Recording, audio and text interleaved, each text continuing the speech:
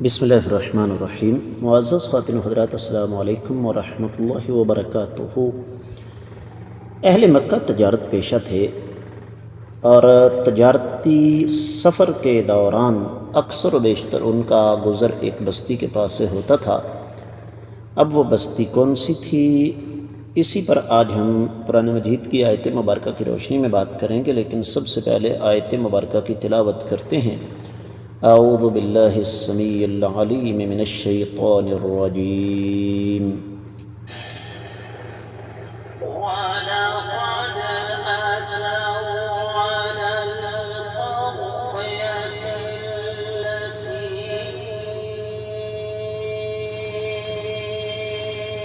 أُمْطِرَتْ مَطَرَ السَّوْءِ أَفَلَمْ يَكُونُوا يَرَوْنَهَا بَلْ كَانُوا لَا يَرْجُونَ وَلَقَدْ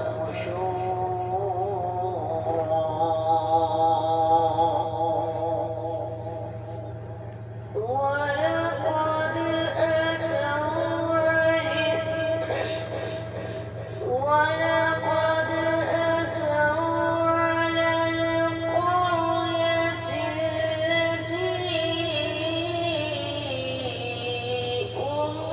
أُمْطِرَتْ مَطَرَ السَّوْءِ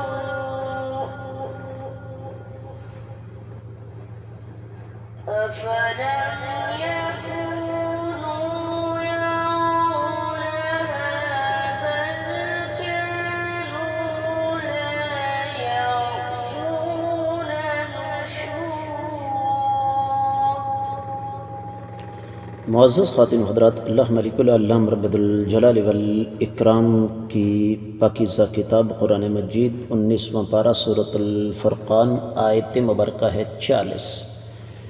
اللہ رب العزت ارشاد فرماتے ہیں، وَلَقَدْ، اور یقینی طور پر، اتوا، یہ لوگ آتے جاتے ہیں، علی القریہ، ایک بستی کے پاس، التی، ایسی بستی، امطرت، جس پر برسی، مطر، بارش، السوء، بری، افلم، پس کیا نہیں، یکونو، یہ یرونہا، اس کو دیکھتے، بلکہ کانو، نہیں، بل کانو، بلکہ تھے، لا یرجونا، نا امید رکھتے، نشورا، مرنے کے بعد اٹھنے کی۔ با محاورہ ترجمہ سماعت فرمائیے گا۔ یہ لوگ اس بستی کے پاس سے بھی آتے جاتے ہیں جن پر بری طرح بارش برسائی گئی، کیا یہ پھر بھی اسے دیکھتے نہیں؟ حقیقت یہ ہے کہ انہیں مر کر جی اٹھنے کی امید ہی نہیں۔ امام ابن کثیر رحمۃ اللہ علیہ اس آیت مبارکہ کی تفسیر بیان کرتے ہوئے ارشاد فرماتے ہیں کہ جس بستی کا یہاں پر تذکرہ کیا گیا وہ سیدنا لوط علیہ السلام کی بستی ہے، اور اس بستی کا نام تھا صدوم۔ رب کائنات نے اس بستی پر 2 عذاب نازل فرمائے۔ ایک تو رب کائنات نے ان کو زمین سے اٹھایا اور زمین سمیت ان کو الٹا کر دیا، اور دوسرا ان پر پتھروں کی بارش نازل کر دی۔ اور یہ مضمون اللہ تعالیٰ نے قرآن مجید میں کئی مقامات پر بیان فرمایا ہے، جس طرح کہ اللہ تعالیٰ سورۃ الشعراء میں ارشاد فرماتے ہیں، 173ویں آیت مبارکہ ہے، وَأَمْطَرْنَا عَلَيْهِمْ مَطَرًا فَسَاءَ مَطَرُ الْمُنذَرِينَ۔ سورہ صافات 137 138ویں آیت مبارکہ ہے، وَإِنَّكُمْ لَتَمُرُّونَ عَلَيْهَا مُصْبِحِينَ وَبِاللَّيْلِ أَفَلَا تَعْقِلُونَ۔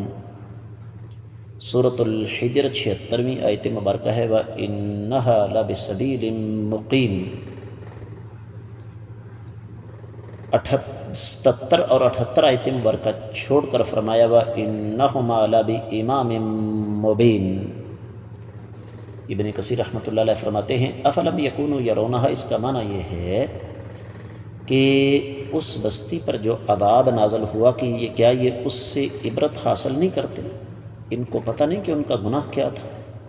ان ظالموں نے وقت کے رسول کو جھٹلایا اور اللہ تعالیٰ کے احکامات کی مخالفت کی۔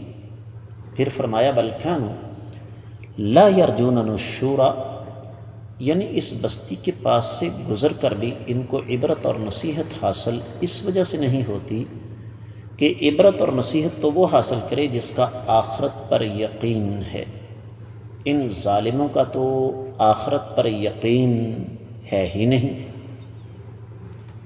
تفسیر ابن کثیر میں جو کچھ بیان ہوا وہ اتنا ہی، دیگر کتب تفسیر کا رخ کرتے ہیں۔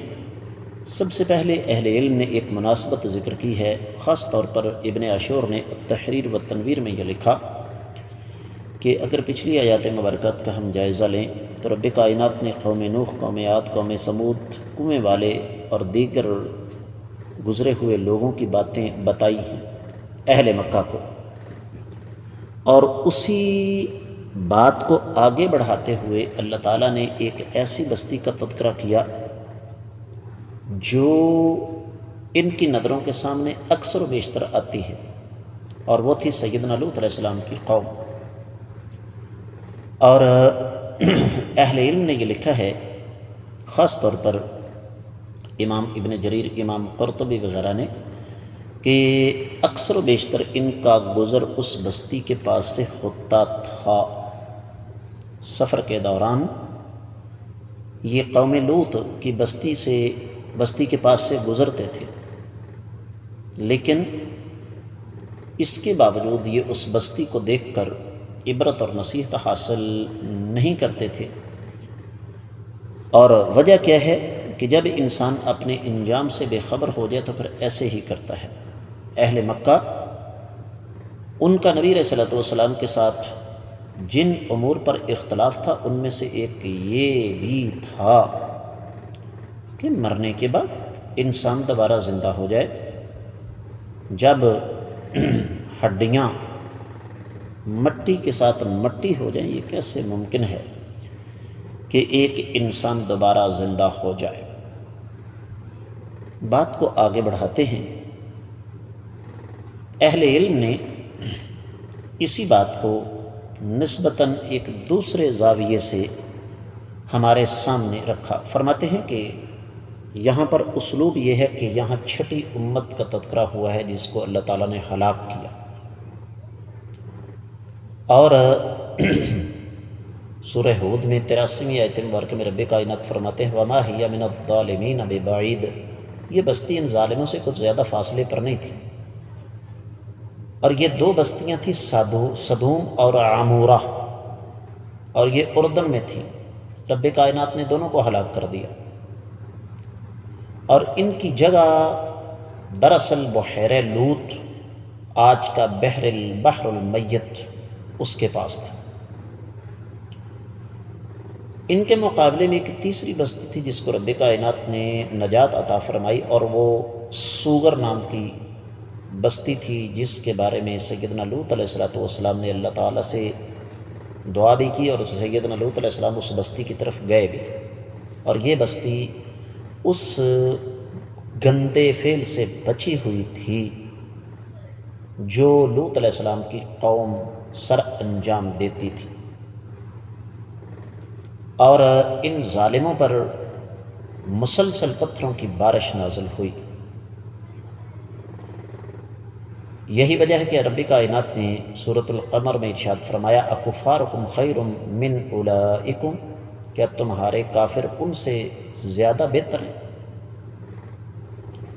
تو رب کائنات نے یہ جو آخر میں فرمایا بل کانوا لا یرجون نشورا، اس سے مراد صرف کفار مکہ ہی نہیں بلکہ یہ ایک عمومی بات رب کائنات نے فرمائی ہے، اس لیے کہ عربی زبان کا ایک قاعدہ ہے العبرۃ بعموم اللفظ لا بخصوص السبب، کہ اعتبار لفظ کے عموم کا ہوتا ہے، مخصوص سبب کو نہیں دیکھا جاتا۔ اور یہ تو انسانی تاریخ اس بات پر گواہ ہے، انسانی تاریخ اس بات پر شاہد ہے کہ انسان جب بھی باطل کے راستے پر چلتا ہے، حق کو چھوڑتا ہے، تو اس کی بنیادی وجہ صرف اور صرف یہی ہوتی ہے کہ وہ اپنی آخرت سے، اپنے انجام سے غافل ہو جاتا ہے، اور یہ گمراہی کی اساس اور بنیاد ہے۔ معزز خواتین حضرات، آپ اپنے دین کا مطالعہ کریں تو آپ کو قدم قدم پر ایک بات تکرار کے ساتھ ملے گی، اتقوا اللہ، اللہ تعالیٰ سے ڈرو۔ کس لیے؟ اس کی وجہ یہ ہے کہ یہ اتقوا اللہ ہر چیز کی اساس اور بنیاد ہے، کہ انسان جب تک اللہ تعالیٰ سے نہیں ڈرتا تب تک وہ دائرہ انسانیت کے اندر رہ ہی نہیں سکتا۔ یہی وجہ ہے کہ اللہ تعالیٰ نے یہاں پر اس بات کا خاص طور پر تذکرہ کیا کہ اے اہل مکہ، تمہارا اکثر و بیشتر تجارتی سفر کے دوران ان دونوں بستیوں کے پاس سے گزر ہوتا ہے، اور تمہاری آنکھوں کے سامنے ان کا حشر نشر ہے، تباہ شدہ بستیاں ہیں، اور واضح طور پر نظر آتا ہے کہ ان کا یہ انجام کیسے ہوا۔ تو جس طرح وہ ظالم اس بات کے لیے پر امید نہیں تھے کہ ہمیں کوئی پوچھ سکتا ہے، تمہارا حال بھی یہی ہے، تو اس سے ہمیں بھی یہی سبق ملتا ہے کہ ہمیں اپنی آخرت کو یاد رکھنا چاہیے۔ اس کے ساتھ ہی آج کا سبق مکمل ہوتا ہے، اجازت چاہوں گا۔ السلام علیکم ورحمۃ اللہ وبرکاتہ۔